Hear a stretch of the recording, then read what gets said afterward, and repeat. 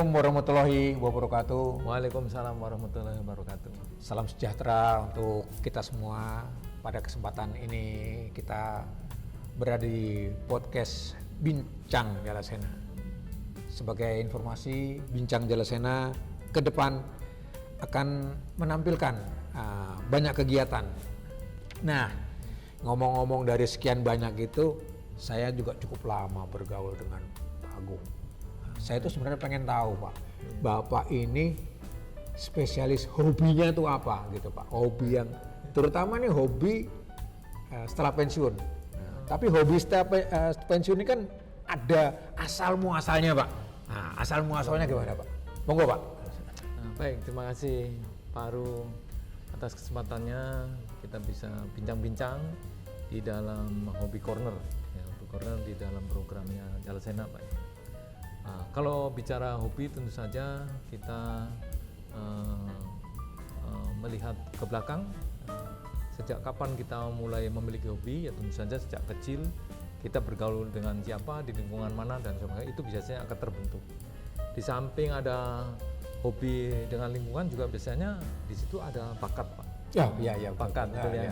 Saya kebetulan juga sedikit banyak punya bakat main musik saya. Oh musik, ya. Kemarin itu kita buktikan. Kemarin kan kita main musik sama-sama di Jalan Nada di program Bincang Jalasena juga.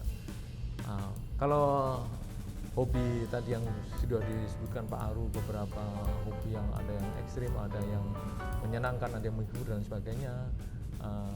Akhir-akhir ini saya kemarin terakhir pada masa dinas saya mengikuti beberapa kegiatan yang berhubungan dengan off-road, Pak. Off-road sangat menyenangkan ini. Kalau saya hobinya on-road, Pak. Sementara ini on-road. Kalau off-road itu gimana, Pak, ceritanya? Off-road gimana? Off-road itu ya tentu saja banyak para off-roader yang memiliki hobi lebih jauh hebat dari saya. Namun dalam kesempatan ini kita berbincang salah satunya yang pernah saya lakukan adalah mengikuti kegiatan off-road, baik off-road secara mandiri maupun off-road kalau kita ada undangan-undangan dari institusi, dari pejabat, dari lingkungan teman-teman dan dari lingkungan sendiri. Emang lebih asik, Pak, kalau itu kalau kita ada komunitas atau apa gitu. Itu betul, kalau komunitas. Ada teman-teman gitu kita jadi merasa guyup kalau bisa datang berapa orang gitu. Memang sudah banyak, Pak, organisasinya. Saya kebetulan sempat main di beberapa organisasi, namun saya memang tidak terlalu masuk ke dalam sana, tapi paling tidak kita mengikuti karena diundang kita bisa dan berani masuk. Kita nomor satu beraninya itu. Berani. Karena saya bilang berani itu karena memang tantangan luar biasa, Pak.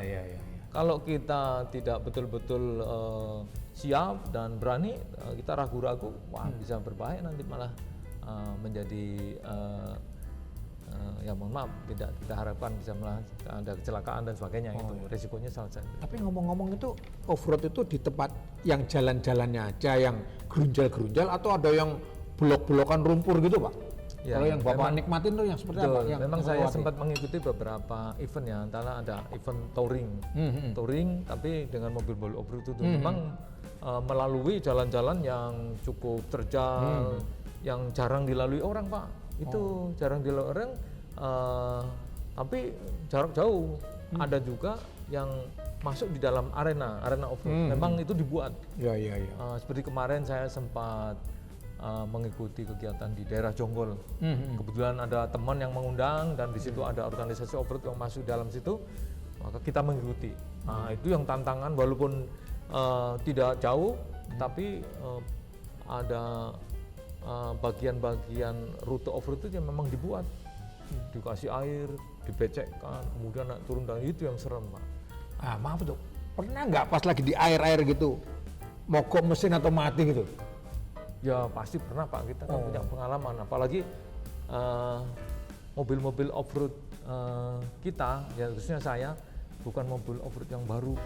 Jadi kita cari mobil-mobil bekas yang tahun-tahun 96, 97, kita sama sepuh, kita renov agar bisa digunakan untuk off-road. Nah, tentu saja mesin tahun 97, 96 itu kan sudah aus, Pak, maka dari situ pada saat kita bebani kegiatan off-road yang sangat luar biasa beratnya, disitulah onder-deal itu merotol satu-satu Pak.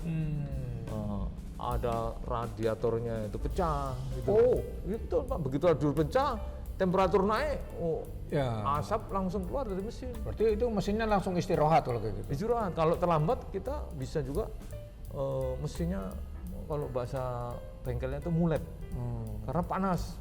Ada juga yang olinya langsung bocor karena beban perjalanan yang cukup berat, maka packingnya itu yang sudah lama itu ceprot semua. Enggak, non sewu kan. Pak Agung ini kan pelaut ya.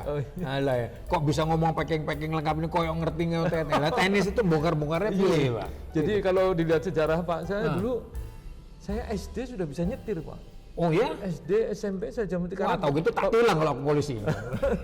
Bapak saya itu dulu punya angkot setelah pensiun. Bapak saya kan angkatan darat. Wow. Punya angkot. Nah, disitulah saya mulai kutak-kutik tahu bagaimana mengisi air radiator, mencuci, ganti ban dan sebagainya. Kemudian ganti busi, saya nggak bisa. Nah, dari situ akhirnya saya berani mulai kecil.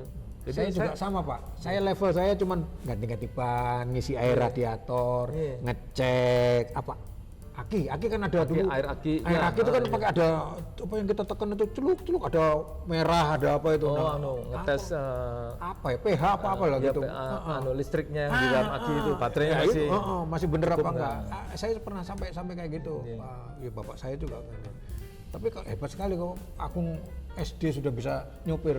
Ya karena memang kita anak-anak yang suka utak-utik, yang usil, tapi pada akhirnya saya lulus perwira itu saya sudah bisa nyetir sendiri Pak. Ya, dari teman-teman yang belum ahli nyetir saya udah bisa nyetir. Saya masih ingat Pak, dulu waktu teman-teman kita diajar praktek nyopir itu ada yang lurus terus tuh, karena latihannya pakai Lanover kan, dia kira sudah belok ternyata masih lurus nabrak. Jadi Pak Agung sudah termasuk yang jago ya.